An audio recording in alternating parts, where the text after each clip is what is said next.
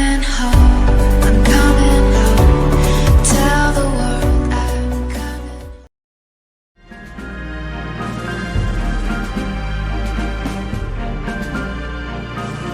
Ecclesiastes.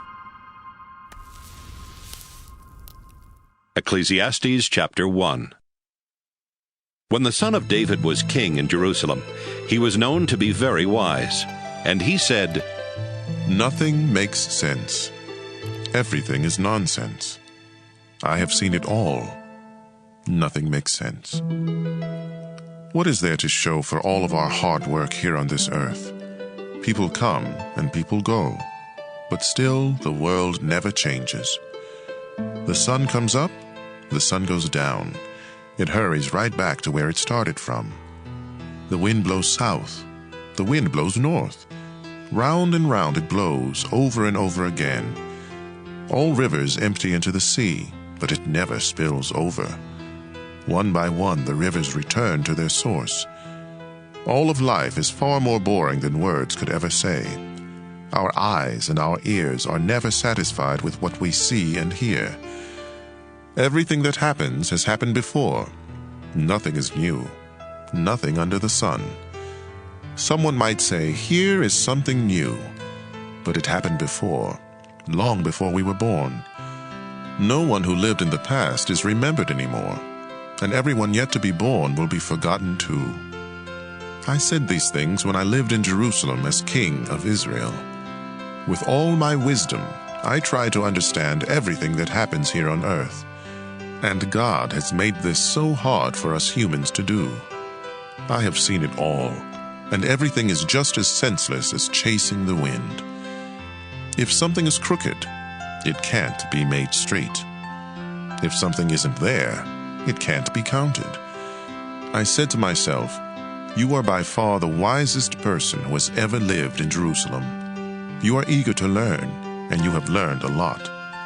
Then I decided to find out all I could about wisdom and foolishness. Soon I realized that this too was as senseless as chasing the wind.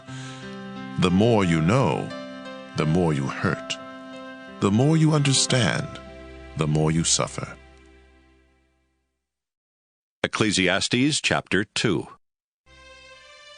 I said to myself, have fun and enjoy yourself. But this didn't make sense. Laughing and having fun is crazy. What good does it do? I wanted to find out what was best for us during the short time we have on this earth.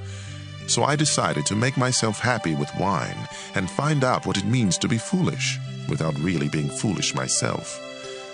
I did some great things. I built houses and planted vineyards. I had flower gardens and orchards full of fruit trees, and I had pools where I could get water for the trees. I owned slaves, and their sons and daughters became my slaves. I had more sheep and goats than anyone who had ever lived in Jerusalem. Foreign rulers brought me silver, gold, and precious treasures. Men and women sang for me, and I had many wives who gave me great pleasure. I was the most famous person who had ever lived in Jerusalem, and I was very wise. I got whatever I wanted and did whatever made me happy. But most of all, I enjoyed my work. Then I thought about everything I had done, including the hard work, and it was simply chasing the wind. Nothing on earth is worth the trouble. I asked myself, what can the next king do that I haven't done? Then I decided to compare wisdom with foolishness and stupidity. And I discovered that wisdom is better than foolishness, just as light is better than darkness. Wisdom is like having two good eyes. Foolishness leaves you in the dark. But wise or foolish, we all end up the same. Finally, I said to myself, being wise got me nowhere. The same thing will happen to me that happens to fools. Nothing makes sense. Wise or foolish, we all die and are soon forgotten. This made me hate life. Everything we do is painful. It's just as senseless as chasing the wind. Suddenly, I realized that others would someday get everything I had worked for so hard. Then I started hating it all. Who knows if those people will be sensible or stupid? Either way, they will own everything I have earned by hard work and wisdom. It doesn't make sense. I thought about all my hard work and I felt depressed. When we use our wisdom, knowledge, and skill to get what we own, why do we have to leave it to someone who didn't work for it? This is senseless and wrong. What do we really gain from all of our hard work? Our bodies ache during the day, and work is torture. Then at night, our thoughts are troubled. It just doesn't make sense. The best thing we can do is to enjoy eating, drinking, and working. I believe these are God's gifts to us, and no one enjoys eating and living more than I do. If we please God, He will make us wise, understanding, and happy. But if we sin, God will make us struggle for a living. Then He will give all we own to someone who pleases Him. This makes no more sense than chasing the wind. Ecclesiastes chapter 3. Everything on earth has its own time and its own season. There is a time for birth and death, planting and reaping, for killing and healing, destroying and building, for crying and laughing, weeping and dancing, for throwing stones and gathering stones, embracing and parting. There is a time for finding and losing, keeping and giving, for tearing and sowing, listening and speaking. There is also a time for love and hate, for war and peace. What do we gain by all of our hard work? I have seen what difficult things God demands of us. God makes everything happen at the right time, yet none of us can ever fully understand all He has done, and He puts questions in our minds about the past and the future. I know the best thing we can do is to always enjoy life, because God's gift to us is the happiness we get from our food and drink, and from the work we do. Everything God has done will last forever. Nothing He does can ever be changed. God has done all this so that we will worship Him. Everything that happens has happened before, and all that will be has already been. God does everything over and over again. Everywhere on earth, I saw violence and injustice instead of fairness and justice. So I told myself that God has set a time and a place for everything. He will judge everyone, both the wicked and the good. I know that God is testing us to show us that we are merely animals. Like animals, we breathe and die, and we are no better off than they are. It just doesn't make sense. All living creatures go to the same place. We are made from earth, and we return to the earth. Who really knows if our spirits go up and the spirits of the animals go down into the earth? We were meant to enjoy our work, and that's the best thing we can do. We can never know the future. Ecclesiastes chapter 4. I looked again and saw people being mistreated everywhere on earth. They were crying, but no one was there to offer comfort, and those who mistreated them were powerful. I said to myself, the dead are better off than the living. But those who have never been born are better off than anyone else, because they have never seen the terrible things that happen on this earth. Then I realized that we work and do wonderful things just because we are jealous of others. This makes no more sense than chasing the wind.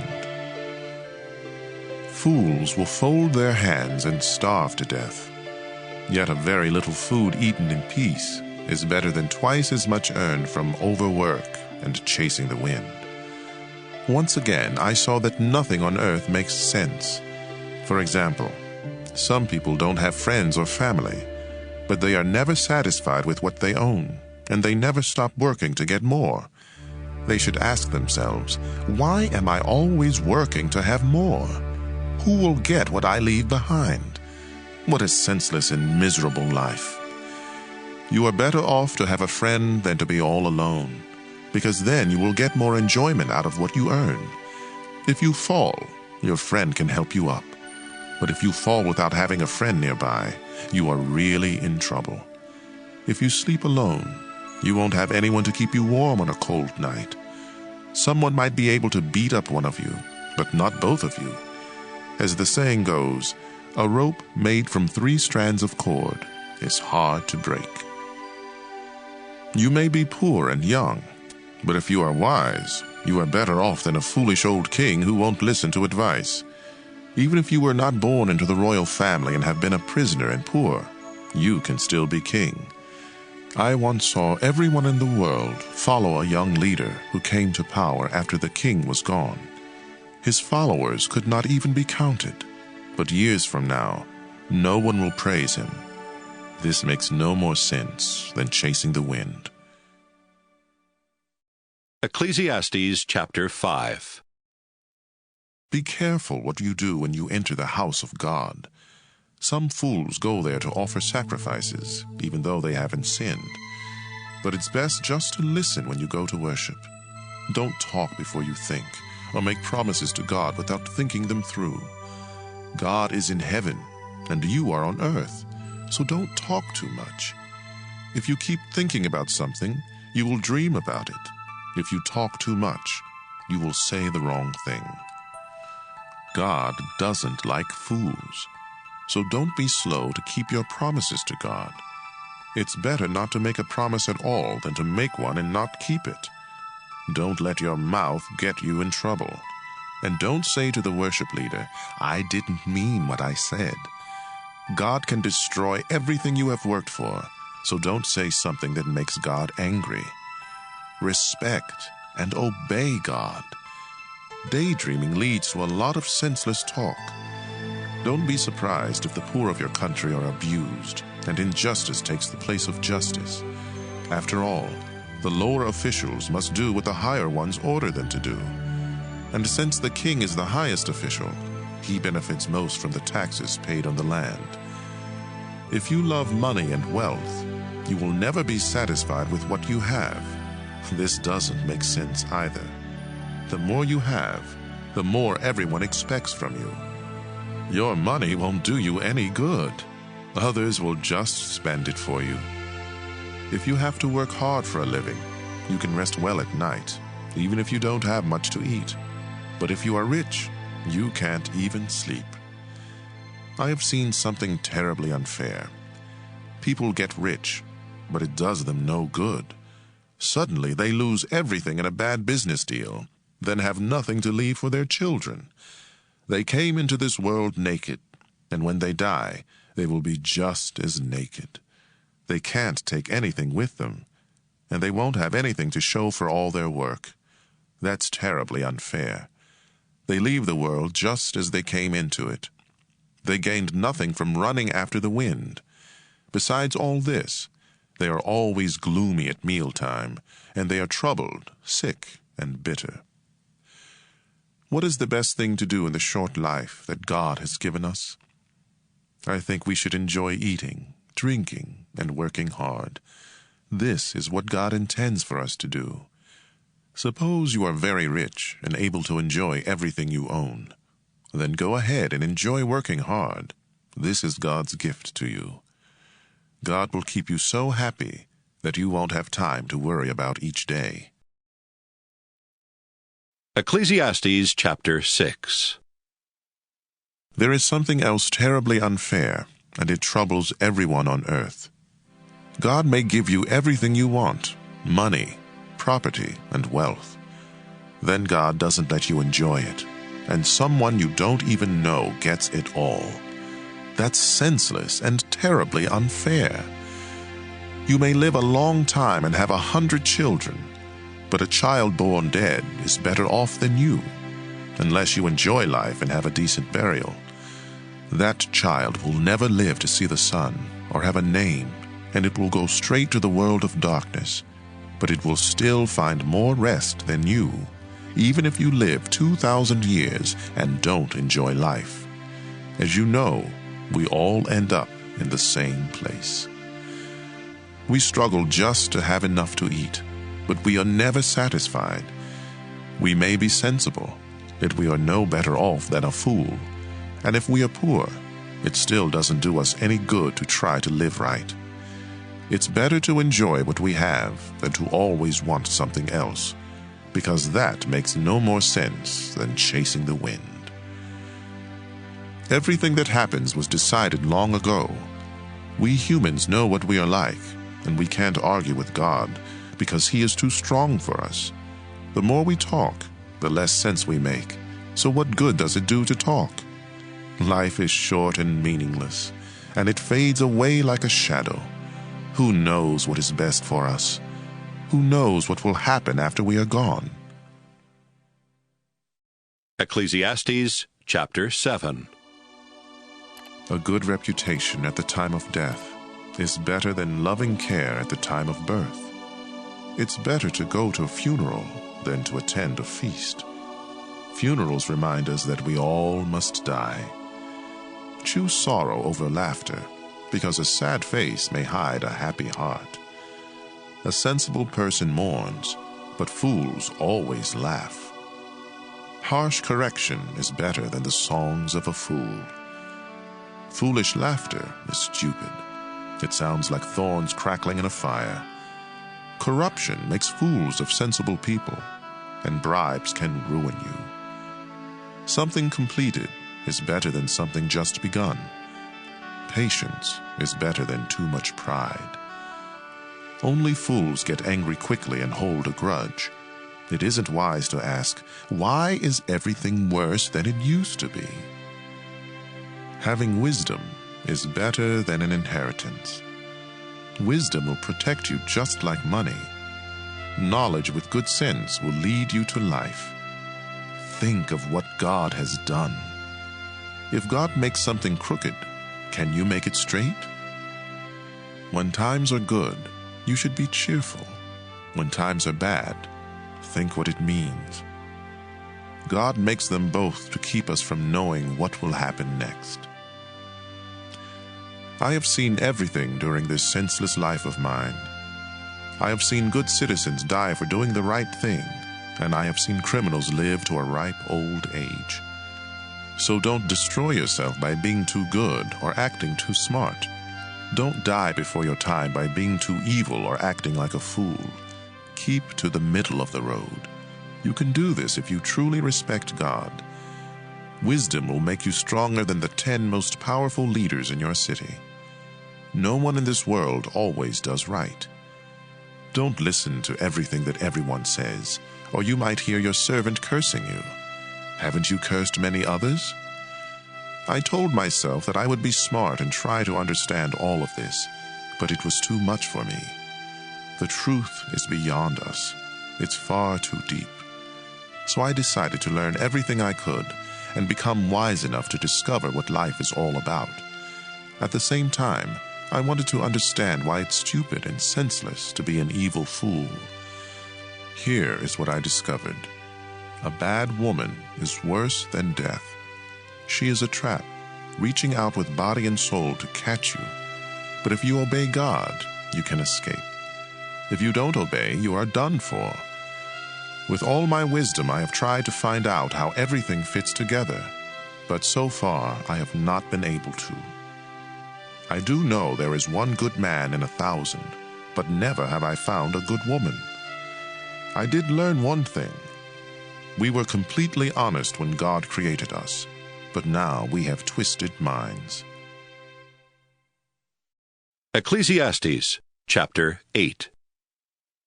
Who is smart enough to explain everything? Wisdom makes you cheerful and gives you a smile. If you promised God that you would be loyal to the king, I advise you to keep that promise. Don't quickly oppose the king or argue when he has already made up his mind. The king's word is law. No one can ask him, "Why are you doing this?" If you obey the king, you will stay out of trouble. So be smart and learn what to do and when to do it.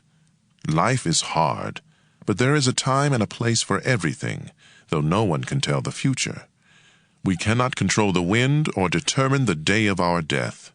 There is no escape in time of war, and no one can hide behind evil. I noticed all this and thought seriously about what goes on in the world. Why does one person have the power to hurt another? I saw the wicked buried with honor, but God's people had to leave the holy city and were forgotten. None of this makes sense. When we see criminals commit crime after crime without being punished, it makes us want to start a life of crime. They commit hundreds of crimes and live to a ripe old age, in spite of the saying, "Everyone who lives right and respects God will prosper." But no one who sins and rejects God will prosper or live very long. There is something else that doesn't make sense to me. Good citizens are treated as criminals, while criminals are honored as though they were good citizens. So I think we should get as much out of life as we possibly can. There is nothing better than to enjoy our food and drink and to have a good time. Then we can make it through this troublesome life that God has given us here on earth. Day and night I went without sleep, trying to understand what goes on in this world. I saw everything God does, and I realized that no one can really understand what happens. We may be very wise, but no matter how much we try or how much we claim to know, we cannot understand it all. Ecclesiastes chapter 9. I thought about these things. Then I understood that God has power over everyone, even those of us who are wise and live right. Anything can happen to any of us, and so we never know if life will be good or bad. But exactly the same thing will finally happen to all of us, whether we live right and respect God or sin and don't respect God. Yes, the same thing will happen if we offer sacrifices to God or if we don't, if we keep our promises or break them. It's terribly unfair for the same thing to happen to each of us. We are mean and foolish while we live, and then we die. As long as we are alive, we still have hope, just as a live dog is better off than a dead lion. We know that we will die, but the dead don't know a thing. Nothing good will happen to them. They are gone and forgotten. Their loves, their hates, and their jealous feelings have all disappeared with them. They will never again take part in anything that happens on this earth. Be happy and enjoy eating and drinking. God decided long ago that this is what you should do. Dress up, comb your hair, and look your best. Life is short, and you love your wife, so enjoy being with her. This is what you are supposed to do as you struggle through life on this earth. Work hard at whatever you do. You will soon go to the world of the dead, where no one works or thinks or reasons or knows anything. Here is something else I have learned. The fastest runners and the greatest heroes don't always win races and battles. Wisdom, intelligence, and skill don't always make you healthy, rich, or popular. We each have our share of bad luck. None of us know when we might fall victim to a sudden disaster and find ourselves like fish in a net or birds in a trap. Once I saw what people really think of wisdom. It happened when a powerful ruler surrounded and attacked a small city where only a few people lived. The enemy army was getting ready to break through the city walls, but the city was saved by the wisdom of a poor person who was soon forgotten. So I decided that wisdom is better than strength. Yet if you are poor, no one pays any attention to you, no matter how smart you are. Words of wisdom spoken softly make much more sense than the shouts of a ruler to a crowd of fools. Wisdom is more powerful than weapons, yet one mistake can destroy all the good you have done.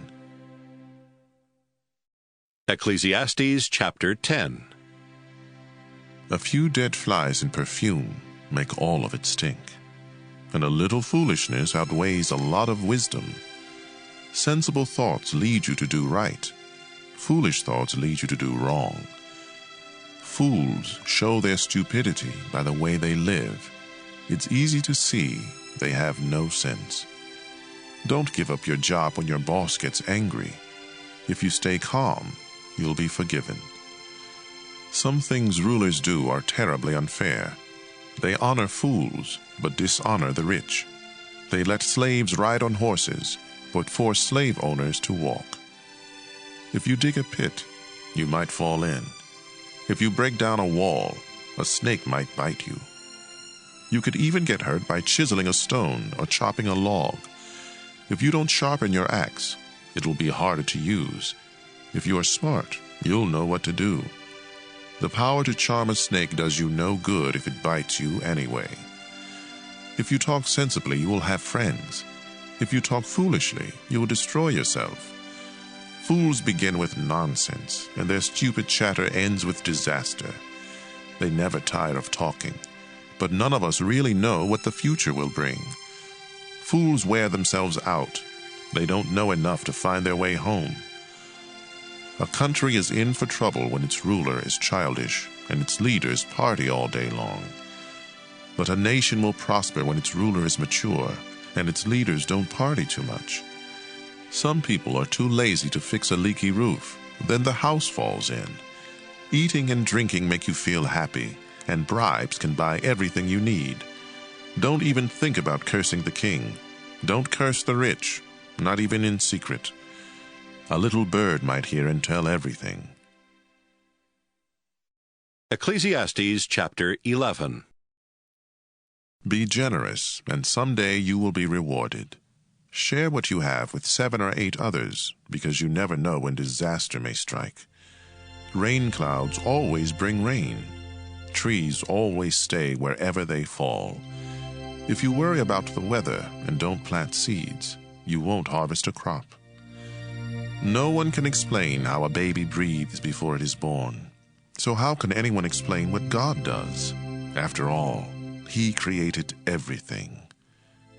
Plant your seeds early in the morning and keep working in the field until dark. Who knows? Your work might pay off, and your seeds might produce. Nothing on earth is more beautiful than the morning sun. Even if you live to a ripe old age, you should try to enjoy each day, because darkness will come and will last a long time. Nothing makes sense. Be cheerful and enjoy life while you are young. Do what you want and find pleasure in what you see. But don't forget that God will judge you for everything you do. Rid yourself of all worry and pain, because the wonderful moments of youth quickly disappear. Ecclesiastes chapter 12. Keep your Creator in mind while you are young. In years to come, you will be burdened down with troubles and say, I don't enjoy life anymore. Someday the light of the sun and the moon and the stars will all seem dim to you. Rain clouds will remain over your head. Your body will grow feeble, your teeth will decay, and your eyesight fail. The noisy grinding of grain will be shut out by your deaf ears, but even the song of a bird will keep you awake. You will be afraid to climb up a hill or walk down a road. Your hair will turn as white as almond blossoms. You will feel lifeless and drag along like an old grasshopper. We each go to our eternal home, and the streets are filled with those who mourn. The silver cord snaps, the golden bowl breaks, the water pitcher is smashed, and the pulley at the well is shattered. So our bodies return to the earth, and the life-giving breath returns to God. Nothing makes sense. I have seen it all. Nothing makes sense. I was a wise teacher with much understanding, and I collected a number of proverbs that I had carefully studied. Then I tried to explain these things in the best and most accurate way. Words of wisdom are like the stick a farmer uses to make animals move. These sayings come from God, our only shepherd, and they are like nails that fasten things together. My child, I warn you to stay away from any teachings except these. There is no end to books, and too much study will wear you out. Everything you were taught can be put into a few words. Respect and obey God. This is what life is all about. God will judge everything we do, even what is done in secret. whether good or bad.